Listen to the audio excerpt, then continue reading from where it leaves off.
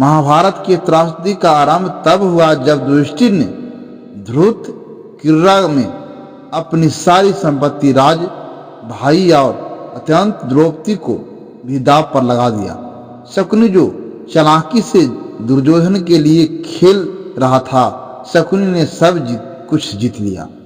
अपनी जीत के बाद दुर्योधन ने दुशासन से आदेश दिया, हे दुशासन, जाओ और द्रौपदी को हमारे सामने लाओ। अब वह हमारी दासी है, उसे बालों से पकड़कर घसीटते हुए लाओ। दुशासन ने ऐसा ही किया।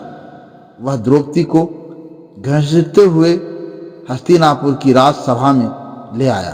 राजसभा में भीष्म पितामह, द्रोणाचार्य, विदुर जैसे महान और विद्वान उपस्थित थे, लेकिन कोई भी द्रौपदी के अपमान को रोकने के लिए आगे नहीं बढ़ा। जब द्रौपदी ने भीष्म पितामह से पूछा, धर्मराज युधिष्ठिर जो पहले स्वयंवर हार चुके थे, क्या उन्हें अधिकार था कि वे मुझे भी दांव पर लगा दे?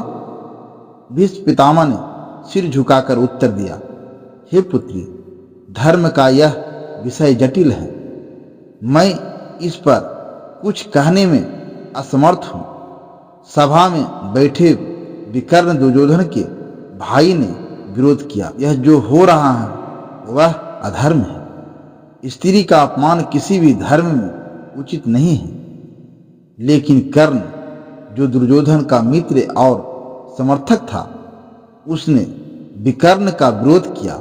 उसने कहा, यह स्त्री जो 5 पतियों की पत्नी है, पहले ही धर्म के विरुद्ध है। इसे सभा में लाने या इसके वश उतारने में कोई पाप नहीं। दुर्योधन ने दुशासन को आदेश दिया, पांडवों और द्रौपदी के वस्त्र उतार लो। दुशासन ने द्रौपदी का चीरहरण करने का प्रयास किया। अपमानित और असहाय द्रौपदी ने अपने सखा भगवान श्री कृष्ण को पुकारा। श्री कृष्ण ने उनकी पुकार सुनी और चमत्कार करते हुए द्रौपदी के वस्त्र को बढ़ा दिया। दुशासन थक गया, लेकिन द्रौपदी का चीर समाप्त नहीं हुआ। अतंतः द्रौपदी की लाज बच गई। तब अपमानित और क्रोधित द्रौपदी ने राजसभा को श्राप दिया, इस सभा में बैठे हर व्यक्ति जिसने मेरे अपमान पर मौन धारण किया हुआ है, एक दिन अवश्य नष्ट हो जाएगा।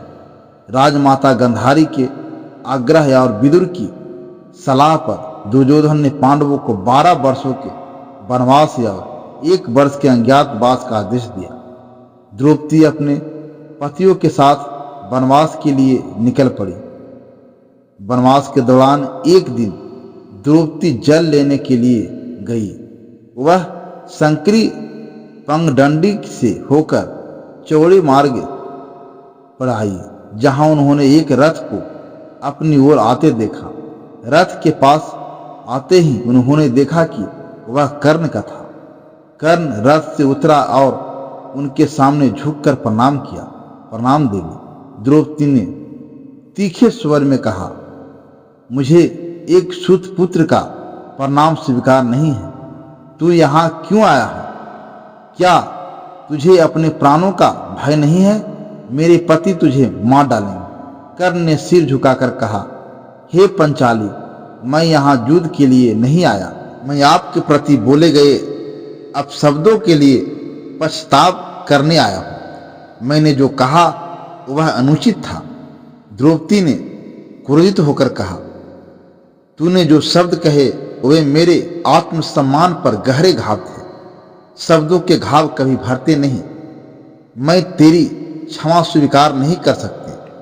कर्ण ने विनम्रता स्वर में कहा, मैं पछताव की अग्नि में जल रहा हूं। मैं अपनी जिन्हा काटकर आपके चरणों में रखना चाहता हूं। द्रौपदी ने व्यंग्यात्मक स्वर में कहा, मुझे तेरी जिन्हा की आवश्यकता नहीं। यदि तुझे प्रायश्चित करना है तो अपने प्राण दे। काट अपना शीश और मेरे मार्ग में रख दे, ताकि मैं उसे ठोकर मारकर हटा दूं। कर्ण ने शांत स्वर में उत्तर दिया, हे देवी, आपके कथन सत्य हैं। मेरे अपराध का दंड मृत्यु ही है, परंतु मेरे अपने प्राण दुर्योधन को समर्पित कर दिए हैं।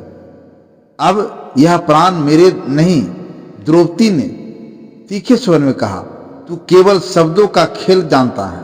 यदि युद्ध हुआ तो अर्जुन तेरा शीश काटकर धरा पर गिरा देगा, और यदि युद्ध नहीं हुआ तो एक दिन मैं अपने अपमान को क्रोध में की ज्वाला में जलकर मर जाऊंगी। द्रौपदी उसे वहीं खड़ा छोड़कर आगे बढ़ गई। कर्ण जो पश्चाताप और अपरोध बोध से भरा था, मौन खड़ा रह गया। उसके बाद जब कुरुक्षेत्र के युद्ध में कर्ण का वध हुआ और द्रौपदी को यह ज्ञात हुआ कि कर्ण उनका बड़ा भाई था, तो उसके आंसू बह निकले। उन्होंने सोचा, यदि यह सत्य पहले ज्ञात होता तो क्या मैं कर्ण को क्षमा कर पाती। दोस्तों, यह था कर्ण और द्रौपदी के बीच आखिरी संवाद। उम्मीद करता हूं आपको यह संवाद पसंद आया होगा। पसंद आया हो तो वीडियो को लाइक और शेयर जरूर करें। अगर चैनल पर नए आए हैं तो चैनल को सब्सक्राइब करना ना भूलें। धन्यवाद।